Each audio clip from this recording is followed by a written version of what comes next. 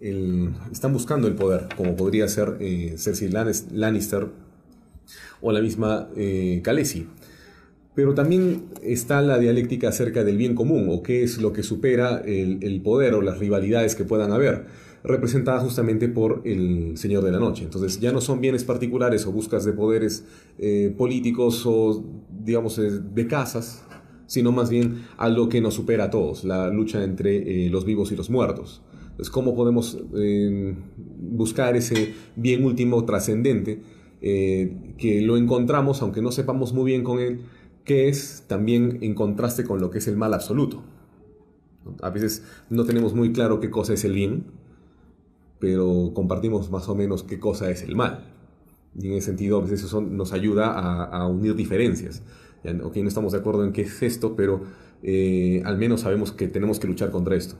Muy bien, unamos fuerzas. Me hace acordar un poco a las marchas políticas que se hacen últimamente.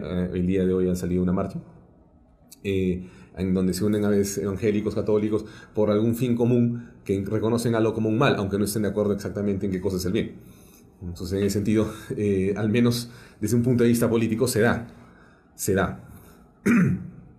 Y bueno, eso como para empezar, ¿no? No quiero extenderme demasiado. Muy bien. Hay una relación que han hecho los dos en referencia a las obras de Tolkien. Creo que es imposible no ponerlas en comparación, no poner cualquier éxito fantástico en comparación con Tolkien. Y hay una curiosidad, o una que parece casi anecdótico en el mundo de Tolkien, que no existe el mercado. En Tolkien no hay transacciones, no se compra ni se vende nada. La gente tiene flechas y tiene espadas y tiene pollo, pero no hay mercado. Y quizás eso manifiesta un poco la cosmovisión de Tolkien.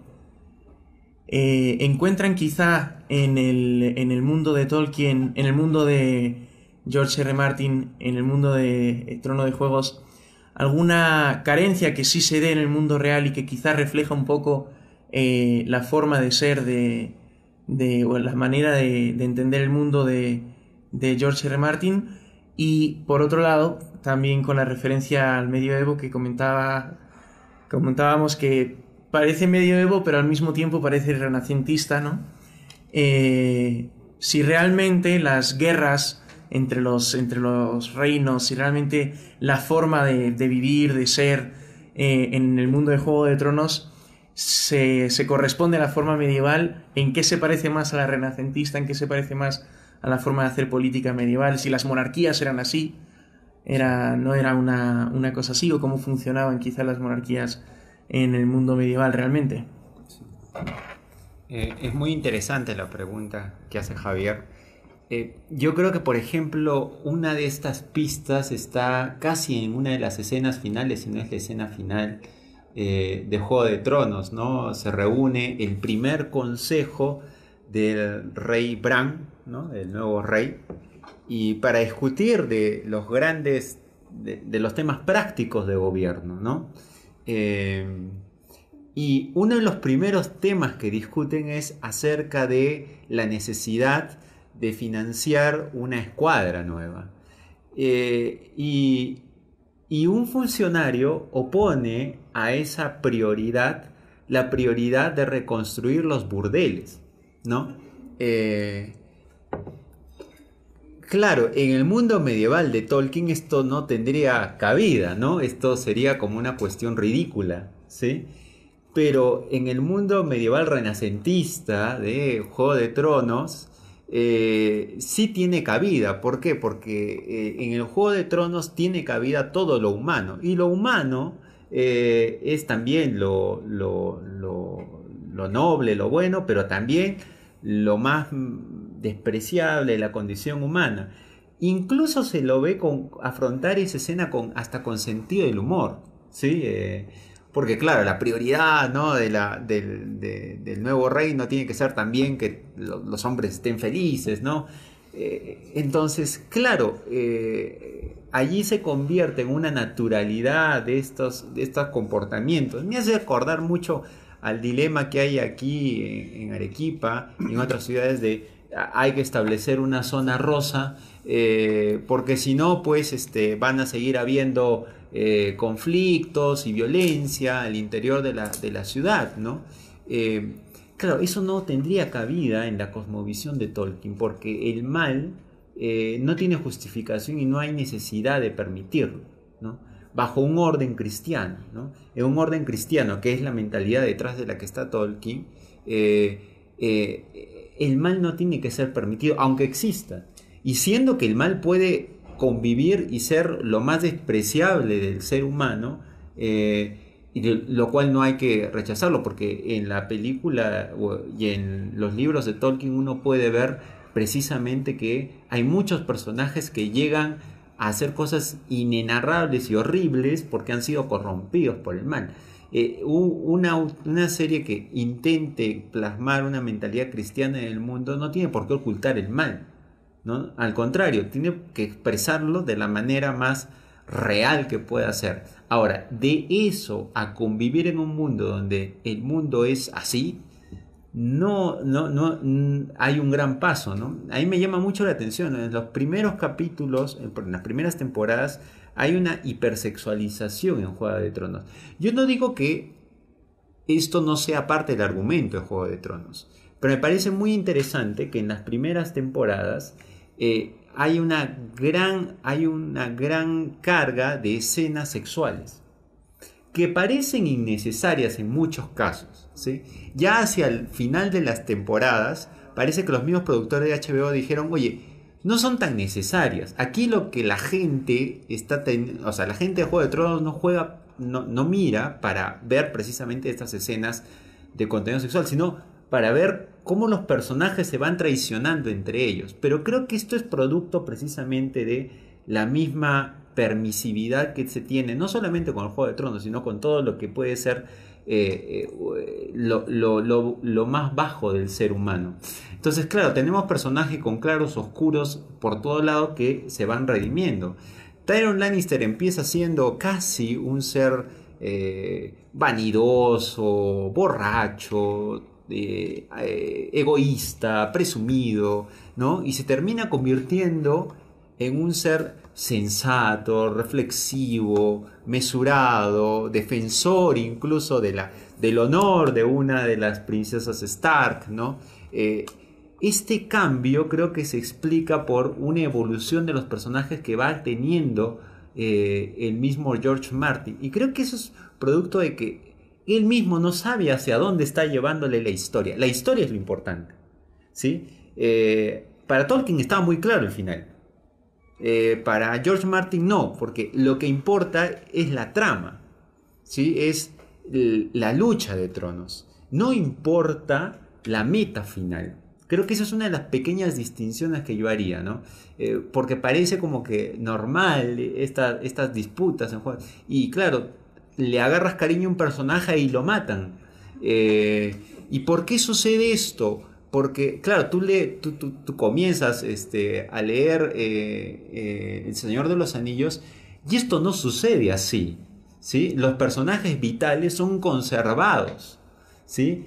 En Juego de Tronos, el personaje más entrañable, tal vez, de los 2 primeros capítulos, es asesinado rápidamente, ¿no? En un giro que no te esperas venir. Ya, precisamente creo que eso es lo atrayente de Juego de Tronos, el giro de lo inesperado por la trama misma, ¿no? El drama clásico cristiano, ¿no? Shakespeare, no sé, el Quijote, ¿no? Tienen muy claro a dónde van, ¿sí? El desenlace va por ahí, te va a gustar o no te va a gustar, pero va por ahí. Se aplica esta famoso estribillo de una canción de Drexler, que es amar la trama más que el desenlace, ¿no? Y creo que eso es lo que tiene a la gente como que, claro, decepciona a los fans. Muchos de los fans, creo yo, con una concepción del drama judeocristiano, esperaban como que Daenerys fuera pues la gran reina perfecta, ¿no? Es una especie de Isabel I, ¿no? Que fuera coronada con todo su poder, ¿no? Y que tuviera misericordia y que al mismo tiempo obrara con prudencia política. Y claro, critican eso y han incluso instalado una petición en una plataforma digital para que se vuelva a hacer, porque en el fondo lo que quieren ellos es un desenlace cristiano, tolkieniano, ¿entiendes? Donde, como en el Retorno del Rey, un ataque de caballería que deshaga todo el mal, ¿entiendes? Pero no, no porque no lo haya querido así los productores, sino porque la concepción dramática no es esa, ¿no? Quizás se llama un Juego de Tronos porque empezó como un juego de George R. Martin que no se tomaba muy en serio los protagonistas de sus propias obras, ¿no? Y por eso vemos como dices tú, al personaje más entrañable, que creo que te refieres al padre de los Stark. Sí, claro. Es primera temporada, no se considera spoiler. Morir en el segundo capítulo. Sí. Para mí, eso es una declaración de intenciones, sobre todo teniendo en cuenta el actor, que es el actor de Boromir en El Señor de los Anillos. Claro, que Y yo creo que es una manera de decir con toda claridad en el segundo capítulo, esto no es no Tolkien. es Tolkien. Claro. Esto no es Tolkien. Si esperan El Señor de los Anillos, esto no lo es. Hemos comentado sobre la redención, también el profesor Banda lo ha comentado, también sobre el bien común. ¿Qué matices se encuentran en esta redención de Juego de Tronos? Porque no es exactamente la redención cristiana, ¿no? Quizás respondiendo a la pregunta que yo hice antes, lo más evidentemente carente en el mundo de Juego de Tronos, y por lo que no es del todo medieval, es que no hay cielo, ¿no? Y por lo tanto la redención no es ir al cielo. ¿En qué consistiría esta redención? Que, aunque ha dado un par de pinceladas con respecto al personaje de Tyrion, y cómo entienden los personajes de Juego de Tronos el concepto del bien común o el concepto de bien mismo, y si esto corresponde con la realidad del bien común. Me la dejas difícil. Eres filósofo. A ver, yo quería dar algo que le preguntaste a él y que sí quería decir, que me pareció interesante desde el punto de vista, al menos de la economía, era que si diferenciamos el mundo de Tolkien del mundo de Game of Thrones, uno de los datos característicos, aparte de los burdeles, es que existe un banco, ¿no? Existe un banco. Y que presta, ¿no? No, y que presta dinero, y que es, digamos, no ve intereses económicos que están, y que incluso parecen ser superiores a los otros. Nadie se mete con el banco porque no tiene una cabeza, no tiene una identidad. Es prácticamente el mundo moderno, es el estado liberal de que se mueve por intereses economicistas, y que no hay una representación real, sino que esto va cambiando en el tiempo por elecciones o por poder o por otras cosas. Entonces el banco me parece una cosa que refleja más el mundo de Game of Thrones que el mundo de Tolkien. sobre lo que tú decías, que me parecía interesante, de la hipersexualización y cada vez menos sexualización del programa. Sí podría decirse que es un grado y ahí engasando un poco con lo que tú me dices, cómo se va dando esa progresiva redención de los personajes digamos, ¿cómo se llamaba el enano? Tyrion. Espero que todo el mundo haya visto el final, ¿no? Porque si no, no quiero hacer spoilers. O sea, si no, alguien tápese los oídos. Cómo se ha ido dando su redención poco a poco, al punto en que el tema de la sexualidad cada vez pasa en segundo plano en él, tanto como en Jaime. Es decir, no es lo que está en el centro de su vida, sino que pasa a un segundo plano. Porque el tema de la sexualidad, precisamente, en algunos autores, si mal no me equivoco, de ciencias políticas, más bien modernos, utilizan la sexualidad como una forma de dominación política. Sí, sí. ¿No? Entonces, en ese sentido, que hay una hipersexualización dentro de la sociedad, implica necesariamente una mayor facilidad de dominio político. En cambio, si unas personas cada vez se vuelven más virtuosas, en ese sentido toman más conciencia de qué sería quizás lo mejor para los demás y podrían incluso entrar en alguna pelea política. Eso como para ver cómo podemos engarzar lo que tú has dicho con lo que vengo diciendo, y ya me olvidé que me preguntaste.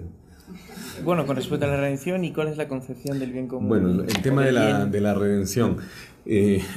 Algo que resulta bastante interesante también en Game of Thrones es el que creo que también ha calado, es el tema teológico que está de fondo. Hay un cierto misticismo, es decir, hay religión, existe la religión y es parte también del tema político que está detrás de todo esto. Incluso tiene un papel importante en muchas partes de la serie, por no decir de la última temporada, o que el hecho de que resucitan a Jon Snow, ¿no? Resucitó para salvarnos del pecado, casi, y además están vestidos de negro, y viven aparte y no pueden tener hijos, o sea, prácticamente son sacerdotes, ¿no? Y que cuidan la muralla para otras, contra el peligro del pecado, del mal absoluto. Prácticamente estás hablando de un grupo de sacerdotes que están rezando y que te protegen del mal, y que además uno de ellos resucitó, el gran sacerdote o el líder de todos, ¿no? El elegido, el Cristo. Entonces hay un dato ahí teológico que está patente, es evidente, creo que todo el mundo incluso lo puede ver, pero falta la revelación, y eso también es notorio. Por eso es que no hay un acuerdo, quizás hay diferentes chispas de religión, y en ese sentido el tema de la redención sobrenatural no queda tan claro. No es claro en Game of Thrones, ¿no? Te dicen de que Jon Snow no sabe que hay más allá, pero eso no te dice que no haya un más allá. Simplemente que hay un desconocimiento de si hay un más allá o no hay un más allá. Se les pregunta, ¿no? ¿Qué es lo que quiere el Señor de la Luz para nosotros? No sé, que estemos vivos. ¿Ok? ¿Pero por qué? Porque quizás no ha venido, no se ha revelado y ha dicho algo más. No, hay un mundo más allá, vas a venir con nosotros, el cielo está para ti, después vas a resucitar y serás feliz. Entonces, como no hay ese dato revelado, el tema queda como que en el misterio. Y sobre el bien común, tampoco creo que haya una claridad en los personajes acerca de lo que es el bien común. Yo creo que esto va siendo algo progresivo. Se va dando una... Odio este término. ¿Cómo lo voy a plantear? Yo mismo me estoy dando con palo. Una toma de conciencia de qué es el bien. En el sentido de que cada uno al principio empieza por ciertos intereses partidistas. Algunos por tomar el poder, algunos por venganza, algunos porque tienen miedo, algunos porque mataron a su padre, su hermano, etc. Es decir, hay diferentes intereses personales, o porque esto era lo mío, me pertenecía, en el caso de Daenerys, es mi justo título. Ya, pero se están pensando en yo y no en el común. Y mientras va más avanzando la serie, cada uno empieza a tener una reflexión acerca de qué cosa es el bien común, ¿no? Por ejemplo, de que no sean utilizados, hay cierta dignidad de los seres humanos y no deben ser esclavizados. Eso es una toma de conciencia de Daenerys, aunque no termina de verla quizás, ¿no? O que en el caso de Jon Snow contra los White Walkers, ¿no? Van tomando conciencia de que existe un mal real que está allí y que nos amenaza a todos. Entonces tenemos que incluso sacrificar nuestra vida para proteger la vida en general. Ya, entonces empiezan a ver ciertas tomas de conciencia, pero no hay una formulación plena de qué cosa es el bien común. No se sabe si es la virtud, si es la conservación de la vida material. No hay cierta claridad allí, o al menos yo no la veo. No sé cómo tú la ves, Gonzalo. Y antes de dar paso a las preguntas del público, un detalle final, que a lo mejor podemos encontrar una enseñanza buena que nos sirva para nosotros en la serie. No sé si puede que no la haya, pero seguro que sí podemos encontrar una enseñanza buena para nosotros antes de pasar a las preguntas. Y mira, fíjate que creo que sí hay cosas buenas. Creo que una de las pequeñas cosas buenas es que no importando cuán poquito puede hacer el bien que puede hacer un personaje, importa. ¿Sí? Al final, en la batalla contra el Rey de la Noche, queda claro que todos los que han participado mucho o poco ayudando para que esa batalla, en esa batalla triunfe el bien, por más pequeño que haya sido su papel y por más insignificante que haya podido ser, es decisivo. Hay un discurso, el discurso de Jon Snow, justamente después de la batalla de Winterfell, donde él hace precisamente referencia a esto, ¿no? Él dice, no olvidaremos, cuando está a punto de quemarlos a todos, ¿no?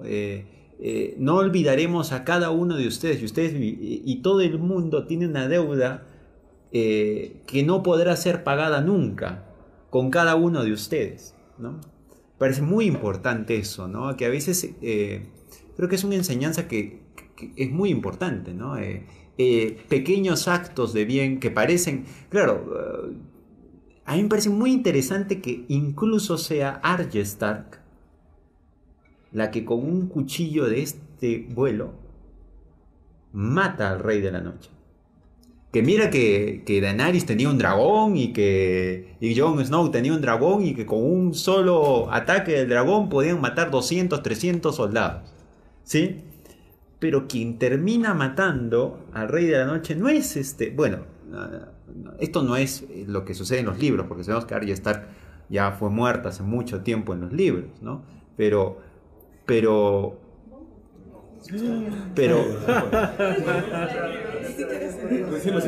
bueno, en teoría, ¿no? Es una de las teorías que va a morir, pero bueno, ¿no? Como 20 teorías que se dan. Puede que muera o puede que no muera. Solo lo sabrán si lo leen. ¿Ya? Pero ¿qué sucede? A mí me parece muy conmovedor que sea ella, la pequeña de los Stark, que con un cuchillito pequeño es capaz de destruir el mal.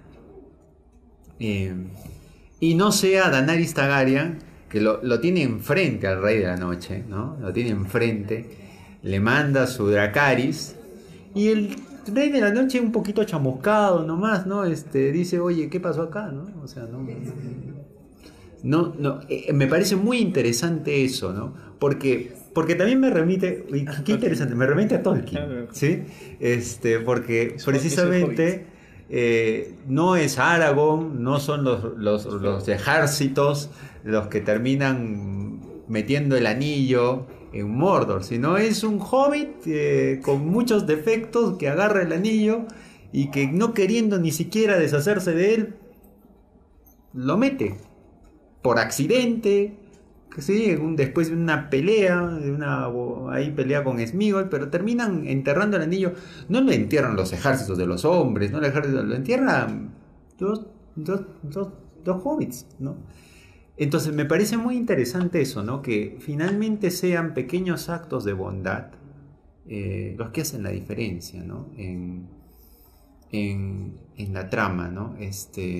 Y creo que eso es algo que nos queda como esperanza a nosotros como lectores de series dramáticas o de dramas en películas, ¿no? Creo que eso es algo que resulta bastante apasionante, ¿no? A mí me resulta entrañable el personaje de Arya, ¿no? Arya tiene todos los estereotipos para no ser una princesa, ¿no? De hecho, no es una princesa. Una de las entrevistas que le hacen a Maisie Williams, que es la actriz que encarna a Arya Stark, ella misma como que se revela contra esos estereotipos pues clásicos de la actriz de Hollywood que tiene que ser bonita, muñequita, ¿no? Y dicen, oye, ¿cómo ha sobrevivido a todo esto? Bueno, he tratado de hacer lo mejor que puedo, ¿no? Y claro, es ella la que termina destruyendo el mal, ¿no? Porque queda claro, y creo que aquí a todos nos queda claro, que el gran mal de la serie no es pues Cersei Lannister, ¿no? Sino es la mitología que está detrás del combate contra el Rey de la Noche, ¿no? Y creo que eso es muy importante, ¿no? Es cierto que no hay mucha luz con respecto a qué está detrás, ¿no?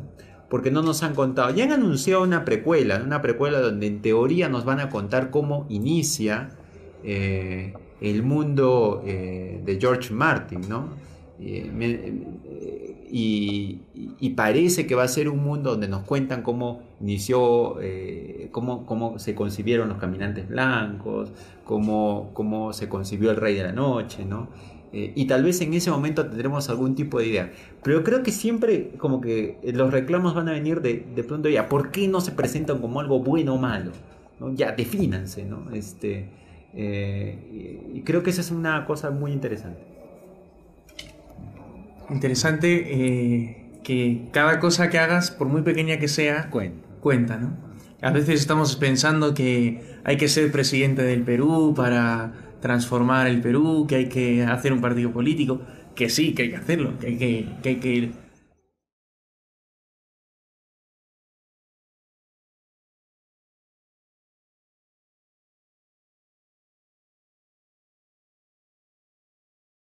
Del asunto. Yo creo que la misma serie nos deja un aprendizaje positivo en el sentido de que si bien es cierto no nos muestra el bien y el mal claramente, sí es existente. Es decir, no es que una cosa sea buena y otra cosa también es mala en otro sentido. No, existe el bien y el mal en la saga. O sea, sí está. Y lo que nos enseña en ese sentido es de que a pesar de que puedan haber personas con confusiones de qué cosa es el bien y qué cosa es el bien y el mal existen. O sea, es una cosa que no cabe duda. Incluso en el mundo de Juego de Tronos. Una persona puede pasar de buena a ser mala. ¿Ok? Eso no quiere decir de que una persona, de que el bien o el mal no existan, sino de que una persona puede tomar malas decisiones o buenas decisiones, con las mejores intenciones que uno pueda tener. Y la segunda enseñanza que yo creo que nos puede dejar en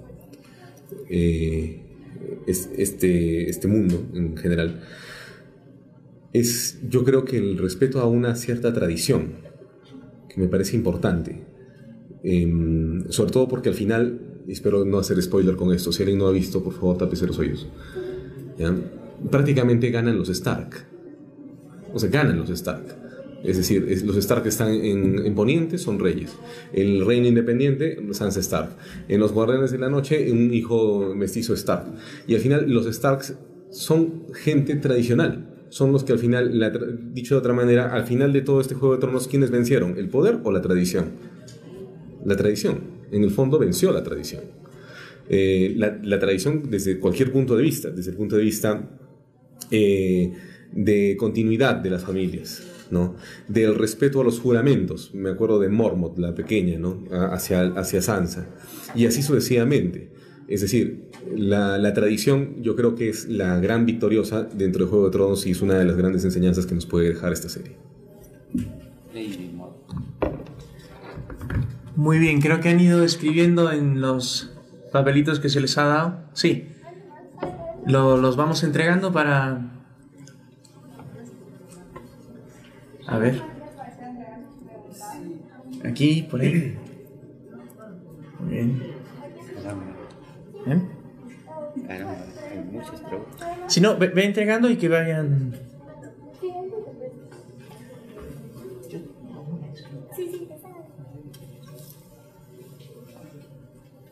Pues los haces. Ya. Voy a primero leerlas yo, por si alguna tiene contenido tipo Game of Thrones. Tipo Game of Thrones. Esto es interesante. Sí, porque, o sea, si tratan de... Por ejemplo, esta trata bastante de la trama de la serie, pero aquí hay una pregunta bastante política que me parece bien interesante. ¿Qué comentarios podrían dar sobre el modo de hacer justicia en la serie? Y los denominados juicios por combate. La forma de hacer justicia de esta serie, no sé si el que la ha pensado, ¿para quién la ha pensado? ¿Para qué docente? No, para cualquiera. Ah, para cualquiera. ¿Por ejemplo? Bueno. Para el profesor Banda, claro. La forma de hacer justicia. Y dice... el abuso de poder por parte de un rey incapaz, por ejemplo, Joffrey en la temporada 4. Claro, no tiene precedentes, ¿no? Por lo menos no encuentro en ninguna cultura o en un orden político un hecho similar, ¿no? De que una persona sea declarado culpable o inocente por morir o por zafar de un duelo, ¿no? Creo que no es la concepción clásica aristotélica, ¿no? La concepción clásica de justicia aristotélica es darle a cada uno lo que le corresponde, ¿no? Y esta concepción se repite en la Roma de Ulpiano y en un sentido en la civilización cristiana, judeocristiana, ¿no? Sin embargo, fíjate que yo sí puedo encontrar una semejanza con el triunfo en el sentido de justicia divina, no justicia humana, justicia divina. Y ahí yo engarzaría así tu pregunta, porque, por ejemplo, cuando en un combate contra los filisteos, los judíos pudieran triunfar, la única explicación es porque Dios lo hubiese querido. ¿Sí? No habría otra explicación. Y si en una guerra o en una cruzada determinada se aseguraba el triunfo o la victoria, es porque Dios lo quiso. Hay en ese sentido una sana confianza en que la victoria le corresponderá al justo, al que sirve a Dios, pero en un sentido de justicia divina, ¿no?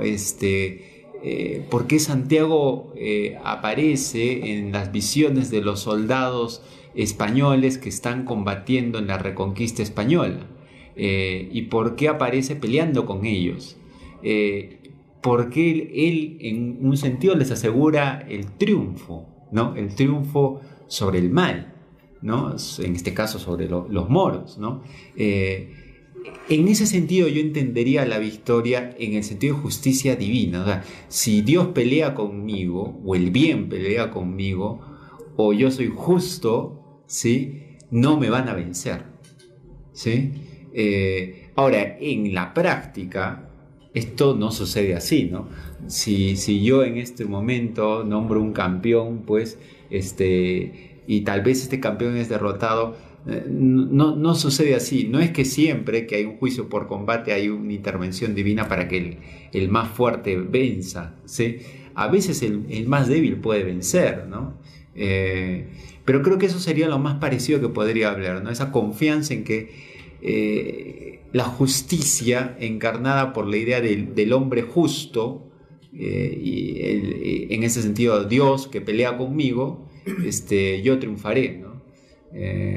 Sí, por ahí puede ir, calculo. Tengo una pregunta bastante filosófica, así que irá por aquí. ¿Por qué esa... Bueno, es una pregunta de un Gonzalo a dos profesores Gonzalos. ¿Por qué esa ambición del ser humano por llegar al poder?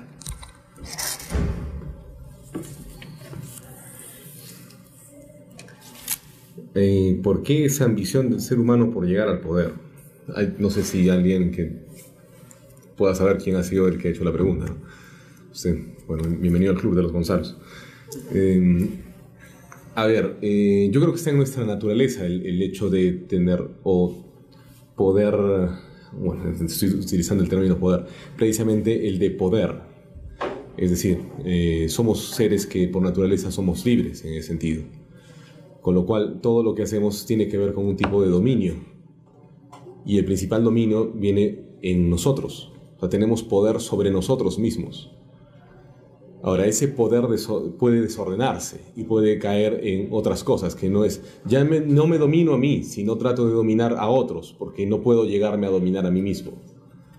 Entonces, ya que no me domino a mí mismo, domino a los demás para que sean esclavos de mis propias pasiones. Entonces, yo creo que la ambición por poder, el término ambición a veces puede ser sentido de forma entendido negativamente.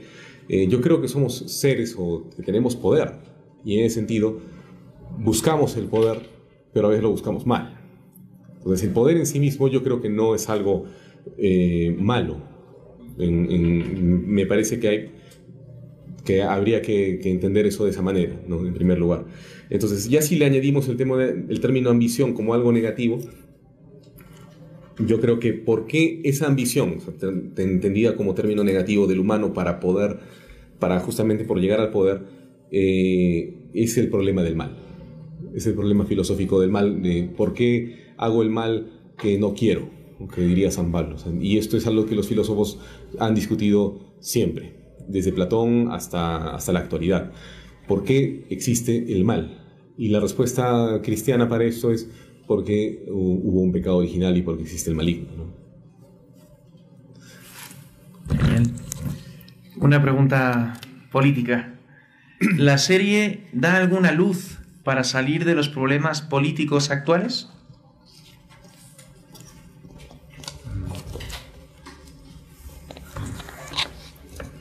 A ver, hay una de las escenas finales en el último capítulo donde se reúnen los grandes lores de los 7 reinos para elegir a un nuevo rey, ¿no?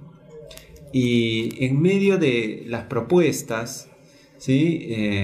Sam, ¿no? Decide proponer cándidamente una especie de régimen democrático, ¿no? Que todos puedan elegir su destino, ¿no? Que todos puedan elegir al gobierno, ¿no?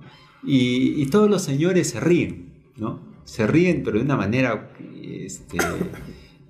inconmensurable, ¿no? Incluso, no, pero también incluso algunos bromean con una cuestión, no, entonces que mi caballo, ¿sí?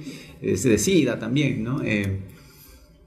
Esto que parece una candidez en la serie, lo que pasa es que Sam está proponiendo la democracia, ¿sí? O por lo menos una especie de aristocracia democrática es lo que está proponiendo, ¿no?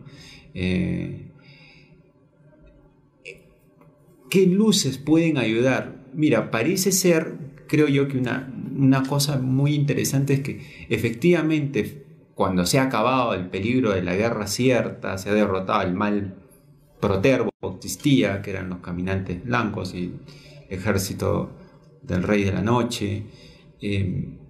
Me parece que depuestas las diferencias y mirándose los unos a los otros, puede conversarse, ¿no? Se pueden reunir apartando sus diferencias, porque mira que tenían varias diferencias, incluso varios de ellos no envían tropas para pelear en la batalla contra el Rey de la Noche, ¿no? Y están ahí decidiendo cosas, ¿no? A mí me suscitaba una profunda rebelión en la muerte de Cersei, porque yo creía que la muerte de Cersei debía ser una muerte pero proterva, cruel, ¿entiendes? Yo quería que fuera pues una muerte ejemplarizante, ¿no? Y Cersei termina muriendo en un derrumbe, ¿sí? Aplastada por toneladas de ladrillos. ¿Qué enseñanza creo yo que puede sacar? Creo que a pesar de todas las diferencias que tenían, como los grandes señores que tienen poder, al final de la batalla, muerto el enemigo principal, son capaces de llegar a un acuerdo gracias a la persuasión de un enano que había aportado de una manera casi...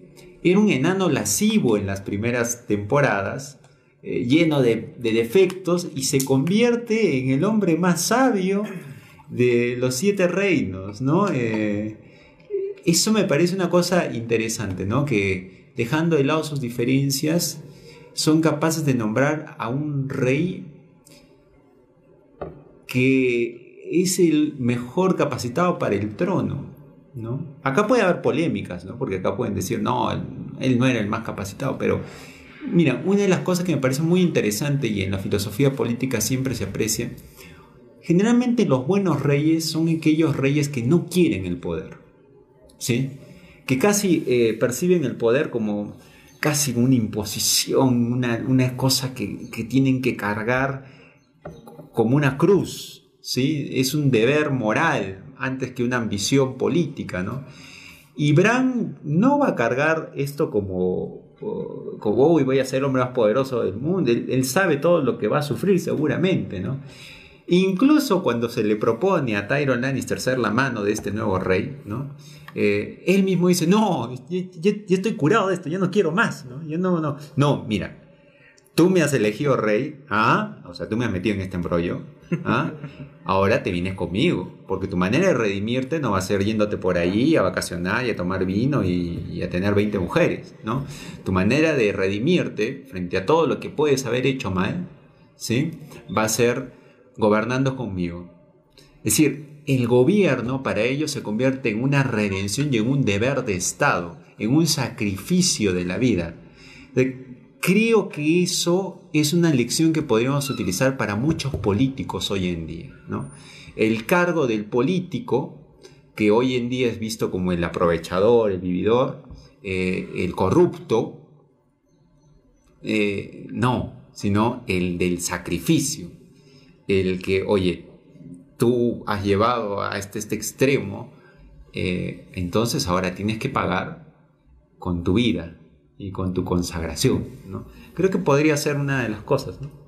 Genial. Última pregunta y ya cerramos para respetar la hora. Dice, Jon Snow siempre buscó hacer lo justo y noble, al igual que Ned Stark, y por eso los mataron. ¿Cómo podemos plasmar nuestro ideal o propósito hacia la gente que nos sigue? ¿Y es utópico pensar en un gobierno que busque el bien común? ¿Podrías repetir? Sí. ¿Cómo podemos plasmar nuestro ideal o propósito hacia la gente que nos sigue? Y si es utópico pensar en un gobierno que busque el bien común. Ya, a ver, o sea, Jon Snow siempre buscó hacer lo justo y noble, al igual que Ned Stark, y por eso los mataron. Y había una pregunta, o creo que lo borraron, lo tacharon, no sé si están afirmando o están preguntando. Lo afirman, ¿no? Bueno, sí, a mí me parece una figura muy cristiana en ese sentido, porque también Cristo trató de hacer lo justo y mira cómo terminó, ¿no? Claro, que al final resucitó, pero también Jon Snow. Entonces, pero no por él mismo, ¿no? Pero en un caso es Dios, el mismo resucita y el otro no. Ya, pero a ver, ¿cómo podemos plasmar nuestro ideal a propósito hacia la gente que nos sigue? O propósito. Nuestro ideal o propósito hacia la gente que nos sigue. Bueno, en primer lugar yo diría de que hay que tratar de plasmar temas que sean problemas reales, o sea, no pseudo problemas, ¿no? O no hacer problemas ficción, por así decirlo, o ciencia ficción o filosofía ficción, sino problemas reales, algo que es tangible, algo que incluso puedas ver el sufrimiento de las personas, como por ejemplo, ¿no? La desnutrición, la falta de educación de algunas personas, en contra o en oposición de problemas de algún grupo o algunas personas, un grupo de número de personas que por A o B motivos tengan alguna preferencia o algo dentro de su grupo. Y en ese sentido, bueno, pero tú estás viviendo bien y estas personas están muriendo. Me parece que un problema real sea que las personas al menos tengan que comer. Entonces, en ese sentido, podríamos estar pensando más en problemas reales, en problemas concretos de las personas, o podemos ir apuntando hacia allí y no pseudo problemas. ¿Qué más? Lo otro es tener una motivación por el otro también, pensar realmente por el bien del otro. Y a veces no se nos ocurre. Es como a veces pasa en el mundo empresarial, que es, ya lo que tengo que hacer es pensar en el cliente. Y al pensar en el cliente, entonces voy a tener dinero. Ya las fregaste. Uh-huh. Porque estás pensando en que lo que en el fondo estás queriendo es tener dinero, más que estás pensando en tu cliente. Entonces, mantener ese equilibrio entre, ya, si es que yo pienso en mis gobernados, voy a salir reelecto, ya las fregaste nuevamente, porque realmente le estás pensando más en ti que en tus gobernados. Entonces, hay un cierto acto sacrificial, como decía Gonzalo, en el sentido de que se tienen que olvidar uno de sí mismo para poder realmente pensar en los demás y dar un ideal, y que, sobre todo hacia la gente que nos sigue. Y es utópico pensar en un gobierno que busque el bien común. Yo creo que no es utópico pensar en un gobierno que busque el bien común. Lo que es utópico es pensar que vamos a llegar al bien común pleno. Eso sí me parece utópico. Es una búsqueda continua, porque eso implicaría de que sabemos de que podemos llegar a la perfección plena en esta tierra. Y yo creo que eso no es posible. Entonces, yo creo que no es utópico plantearse un gobierno que busque el bien común, con todos los efectos que se quieren. Lo que sería utópico es pensar de que podemos tener el cielo en la tierra. Yo creo que eso es lo utópico. En fin, no sé si eso ayuda.